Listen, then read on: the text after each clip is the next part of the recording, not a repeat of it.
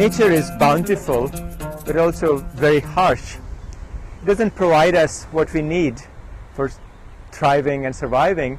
So nature on its own doesn't give us everything we need. In general, without the tools of technology, Earth is indeed a harsh struggle, and even with technology it's a struggle.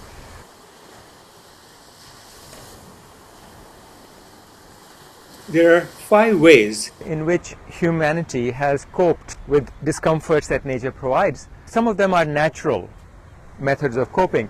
For example, if you look at evolution, living species evolve to cope with the changes in the environment. So if there is a famine somewhere, then, or if there's no water, then certain plants, for example the cacti, have evolved in such a way that they can survive without water. Birds, for example, the birds of the sea, how their beaks are arranged, how they fly, it's all evolved so that they can flourish in nature. So evolution is certainly one way in which we can deal with changes in nature and discomforts of nature. However, evolution takes a very long time. The second method is adaptation. So humans and other life forms also adapt. For example, if I stay in the sun very long, my skin adapts, it turns darker, and so protects me from the sun. So that's adaptation. I can adapt to hot weather, I can adapt to cold weather, and adaptation takes over shorter periods of time. Over periods of months, I can adapt to a certain situation. The next tool we use is our culture. Culture represents our social, political, economic, emotional, and spiritual connections to people, animals, ecosystem, and nature. Culture is made up of our lives' rituals that build up our sense of value, our ethics, our code of conduct. Culture is reflected in our play, art, music, dance, architecture.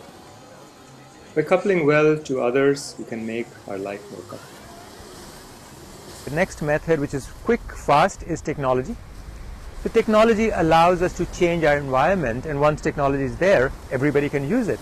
So if I have a cell phone and I know how to make cell phones, and I'm able to design and build cell phones, that's one of the roles of technology, then people can communicate with each other with a lot of comfort. Or you can have entertainment systems, media, but technology also provides food. Distribution of food, growth of food is possible with technology, storage of food. And so starvation has become less and less of a discomfort for humans, especially humans in the developed countries. So technology plays a very important role. It's quick. Unlike evolution, it doesn't take a lot of time. Technology, even though it's quick and fast, it's very expensive. It consumes a lot of energy. It requires a lot of resources. Mindfulness, on the other hand, is also a complementary way of dealing with discomfort that nature gives us. So nature does give us comfort, but it also gives us discomfort. And mindfulness is another technique that is very powerful and not used as often, as technology, of course, is pervasive. Mindfulness, in which I can change my mind state and learn how to deal with heat and cold. For example, I can be comfortable in hot weather, I can be comfortable in cold weather.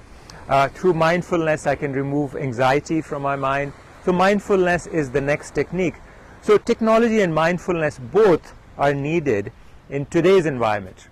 So technology alone is not a solution, because it's very expensive to use technology.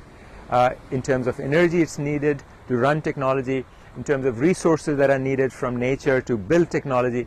And so mindfulness, which is a no-cost technique, but it requires preparation. So one needs to know and learn techniques that allow us to use our mind, alter our mind, to be comfortable under discomfort, under uncomfortable situations, and be free of stress and anxiety.